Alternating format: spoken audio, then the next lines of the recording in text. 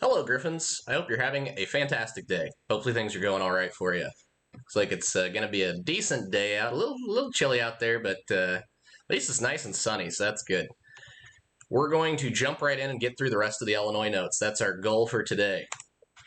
Kind of ambitious, but let's get after it. Anyways, I explained the rest of the year materials on the previous video and went through the first half of the Illinois notes. If you were experiencing any problems with these two worksheets, they're not opening right or something, just email me. Alright, let's get these guys opened up. And we'll pick up where we left off last time, which I believe was just a big old picture of J.B. Pritzker's face. Old Jelly Bean. Yeah, let's find him. There he is. Jelly Bean Pritzker, looking after the welfare of all Illinoisans, regardless of your affiliations to Chicago. Alright, anyways, enough about him. Let's jump in to the powers that he possesses, or that any Illinois governor possesses. Their job as the chief executive, the head of the executive branch, is to execute the law, make sure that laws are carried out and enforced. That's mostly done through the state police, who report directly, to the state chief of police. I believe that position exists. But anyways, the Illinois governor can direct the police as needed. He could also direct the Illinois National Guard as needed to see that laws are being enforced. He goes to the General Assembly annually to report on the condition of the state. Couldn't call it the State of the Union Address because that name's already taken. So instead, they call it the Condition of the State speech. That's also where he proposes the budget, but ultimately it's the General Assembly's job to approve or make any changes to the budget. So he presents an idea of how he wants the budget to be laid out, but ultimately the General Assembly can go in, completely rework this thing. And you may remember several years ago, when Rauner was still the governor, he couldn't get a budget presented that the General Assembly would agree on. The General Assembly was overwhelmingly full of Democrats. Mike Madigan was kind of being an obstructivist. He was playing the old Mitch McConnell role and was refusing to basically accept any suggestions from the governor on the state budget. That caused a situation where, SIUE and other state universities didn't get their money because the budget hadn't been approved, and they thought we might have to actually close school for a little while because we can't afford to pay anyone. Thankfully, that didn't end up happening, and they did get a budget done, but unfortunately that affected Rauner's ability to get reelected where he lost to Pritzker. The governor can issue an executive order. Just like a president, this would have the force of law. Unlike the president, where it's the force of law all across America and all of our territories, this executive order would only be in effect in Illinois. That's how he's mostly been dealing with the coronavirus, is that he just issues an executive order every so often, changing rules and extending the stay at home. I think lately he changed it to where if you're going to go fishing, you can only have 2 people on a boat, which doesn't affect me, thankfully, but I was like, that's kind of odd that you couldn't go fishing with your family.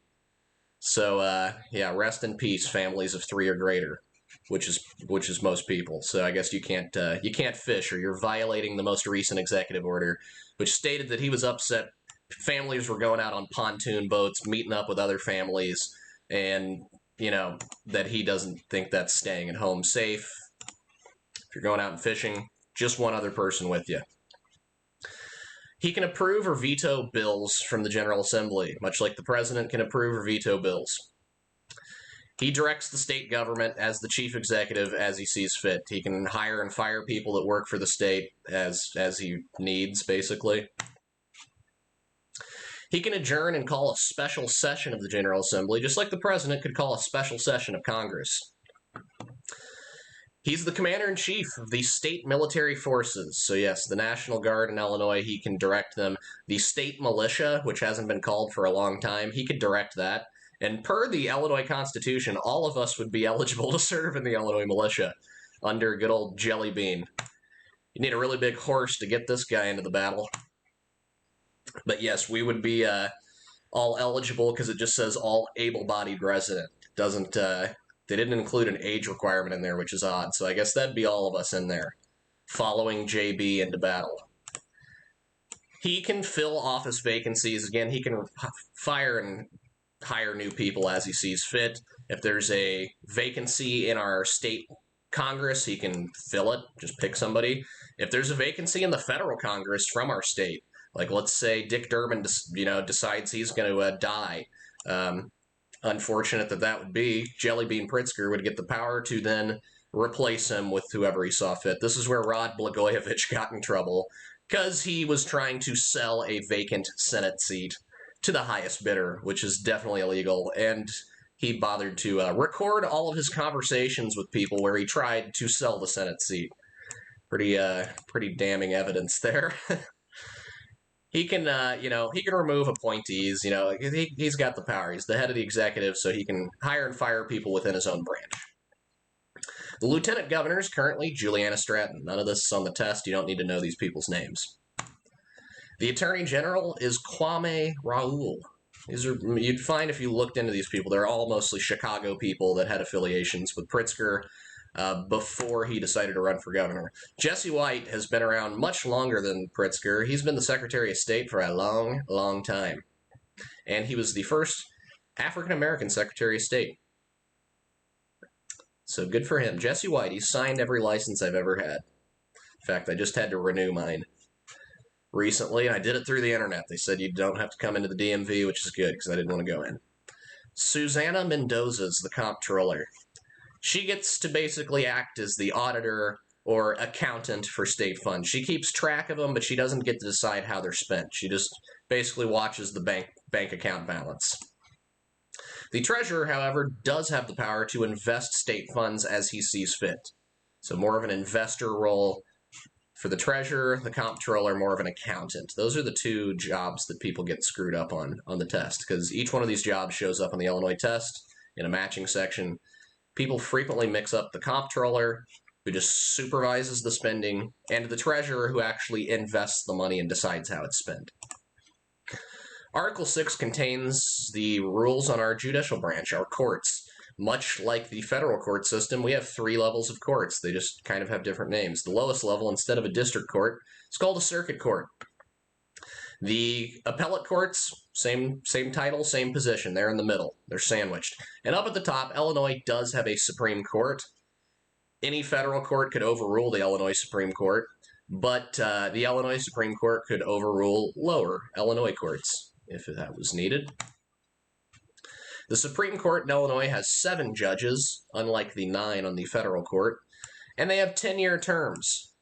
So they don't serve for life in the Illinois court. They get 10 years to do their job and then go back to whatever they were up to before serving on the Illinois Supreme Court. The appellate courts are, there's a varying number of members, and they have a 10-year term as well. Circuit courts, the lowest level courts, there's 22 circuit courts in Illinois, varying number of judges on those. If you looked at the Madison County one, I think there's like 7 or 8. Let's check that. Check my audio as well. Okay, the Madison County Circuit Clerk. I want this guy. Sorry, buddy. Don't need you. Let's go back and re-look for this. The judges on the court. About the court. Okay, let's see. Judges. How many people? Mr. Mudge, who I know, his daughter's my age, and went to school together. And she actually teaches over in Edwardsville now. And so he came in when I was in school and would talk about his job. He was previously the state's attorney. Now he's the chief judge on our circuit court here in Madison County. You can see there's a lot more than 7 people on this thing. Here's all of the judges on our local circuit court. Don't know that I've ran into any of these other people around town or have even heard of them. Kyle Knapp. Doesn't look like a Kyle. Anyways, courts are divided into 5 districts. One of those districts is just Chicago. More people you have, the more crime you have. So one entire court district deals with just Chicago crimes because they have way more crime up there than we have down in our area. So that's how the courts are divvied up. One district is just entirely Chicago land area. Article 7 is about our local governments. There are 102 counties in Illinois. That's on the test. That's why it's underlined. Here are the counties of Illinois. I've had the pleasure of living in Madison County for a chunk of time, as well as Saline County down in southern Illinois when I lived in El Dorado. So that's where I lived before I moved to Edwardsville. County borders can't be changed unless the voters approve it. And it's got to be approved in all the counties that would be affected by the border change. So if we decided, hey, let's buy the bottom third of Macoupin County, the voters in Macoupin County and Madison County would have to approve that transaction and the change of borders. Every county must elect these three people. You need a sheriff, you need a county clerk, and a treasurer. These are the most important functions of a local government. Someone in the area locally needs to be making sure people follow the law and arresting the bad guys. Very basic principle of government there. There needs to be someone in the government that you can talk to should you have an issue. Say, I need to know how much my property value is. What's it assessed at? I need to know, when do I come in for my court date or something like that. There needs to be someone to talk to locally about whatever issue you may be having. Call them, go, I need to have a fire inspection done. Can we arrange that? I need to have someone come inspect my building to make sure that it's the elevator is up to date. So the county clerk handles just the citizens' needs. The treasurer would then handle the city's money, invest it as they see fit.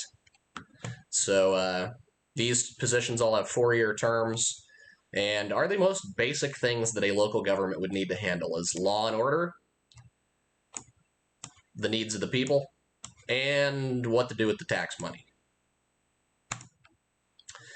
Every county may elect these other 4 positions, but don't have to. Our county does have all 4 of these jobs. We have a coroner, need a guy to inspect the bodies. You'd say, how do you get into that line of work? Who exactly just, as a kid's like, I want to be a coroner, Daddy. Well, I believe the current coroner in Madison County, just one of the 102 counties in Illinois. Madison County, let's check out the coroner. The coroner's staff. So we got a whole group of people that like to look at the bodies, figure out what happened. Steve Nahn is the current county coroner. I believe he's a former police officer, so it makes sense that he'd know something about crime scenes and forensics and investigation, why people died. So he's got kind of a background in that, but probably didn't, as a little kid, tell his parents, I want to be the person that checks out all the dead people. Just in our county, though. Don't want to get too crazy here. So Steve Nahn, I believe, is running for the Madison County Board. He wants on the board, so he's trying to get out of this job. I don't know who's running for it this year. Or if it's even a position that's up, because this is a 4-year term. It might not be an election that's happening locally this year. We have a county recorder. They just record, anything that would need to be recorded. We have an assessor that assesses property values. And we have an auditor who keeps track of what the treasurer is doing. Keeps track of those funds and our bank balance. Cities and incorporated areas are called municipalities. So that's just the fancy name for any city or incorporated area in Illinois. A village, whatever you got. It's a municipality. So Glen Carbon, the village of Glen Carbon, it's a municipality. The city of Belleville, it's a municipality. Chicago, technically a municipality. So it doesn't matter how big it is. If it's an incorporated area of any form, it's a municipality. If it's unincorporated, like a small little itty bitty town like Morrow, then they're not technically a municipality. Amendments can be proposed by either house. The Illinois House or the Illinois Senate can propose an amendment to our Illinois Constitution. If approved by 3/5 of each house, it then is submitted to voters who get the final say on amendments to our Constitution. Voters must approve those amendments for them to get at it. So pretty hard to amend the Illinois Constitution. Maybe that's why throughout the course of our history, we've just thrown the thing out and made it, made a new Constitution 3 additional times to the original one. So the amendments are hard to get through because the voters have the ultimate say. There's 14 amendments to the Illinois Constitution, which I guess really isn't bad. Since 1970, getting 14 in is pretty productive. The state tree, what is it? It's the white oak tree. So perhaps you have an oak tree in your yard. I actually have one out back. And I have a walnut tree. Boy, I hate that thing. I would tear that thing out if I had the money to do it. It's just a hassle. It drops walnuts all over the yard, and sometimes when you're out there, I'm mowing, driving along, it feels like I'm about to drive the wheels off the mower because, the walnut tree's in the way, but the state tree is the white oak. The state bird is the cardinal. It's pictured here, Yadier Molina, who's hopefully, got a couple more years left in the tank. He was, somewhat productive last year. Still great defensively. What's the state animal? The white-tailed deer. Sir, are you aware that you're a deer? I would hope so. Be an existentialist crisis if this deer thought it was a human. What's the state flower? The violet. These grow everywhere in Illinois. You're like, I don't see violets hardly ever. Well, it's probably because you're not looking for them. But, you can see them. They grow out on just open fields out on the side of the highway. If you don't take care of your yard, they'll actually kind of grow in as a weed. Who am I? These 3 questions are on the test. You need to figure out who they are based on their job description. Joan's been working in her elected position for 6 years. She has 4 years left in her term. Okay. She's been there for 6. She's got 4 years left. That tells me that's a 10-year term, which means this is a judge of some kind. She's got 4 years left in her term and serves with 6 others in the exact same position. There are 7 people on the Illinois Supreme Court, so I know Joan is an Illinois Supreme Court justice. That's her job. This question is word for word like this on the test. So when you get to Joan, Joan's the Supreme Court justice. Frank, however, is not. Frank's lived in the Chicago area for 15 years. He's been elected to serve a 2-year term. Okay, so he's not in the executive branch or in a county position. 2-year term. That could be a House or a senator. That's really it. His job in Springfield, okay, that's where the Illinois House and Senate meet. I'm getting the itch here, spidey senses. Begins each year on the 2nd Wednesday of January. Hey, wait a second, that's when the Illinois General Assembly starts. Frank reviews bills and writes bills. Well, obviously, Frank's a representative in our state House or state Senate. Not bad. Who am I? I review cases that have been appealed from the lowest level of courts, circuit courts. If someone receives a sentence or fine and feels it's unfair, the case will be appealed to my court. Well, that sounds like the Malcolm in the Middle judge, the appellate court judge. They handle appeals. Who am I? I direct the state government. I'm the head of the Illinois executive branch. That's the governor. You don't need to know their names for the test, but it is J.B. Pritzker. You're probably aware of that, though. I assist the governor as needed. That's the lieutenant governor. I supervise the spending. Okay, sounding like an accountant here. Don't get to decide how it's spent. You just watch the money come in and go out. Yeah, that's the comptroller. I receive and invest the money. Okay, that sounds like they actually get to do stuff with the money. That's the treasurer. Who am I? I am the state dance. Our state dance in Illinois is the square dance. Yes, that's on the test. I felt that it was, actually, I didn't make this test. I got it from Mr. Parkin. Park Dog, I guess, felt that it was a worthy thing for you to know. The state dance is the square dance. That could help you in a trivia game at some point in your life, hopefully. I'm the slogan of Illinois. You see me on signs welcoming you to Illinois. Our state slogan is Land of Lincoln. We sure do like Abraham Lincoln around these parts.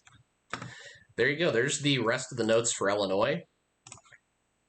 Again, I explained the worksheets and just this post, rest of your materials yesterday. So, or not yesterday, Monday. If you had trouble accessing it, email me. That's really it. Remember to use this handbook when you're going in and doing those worksheets. Cool. All right, Griffins, have a fantastic rest of your day. Again, it's looking kind of nice out there, so that's encouraging. Peace out.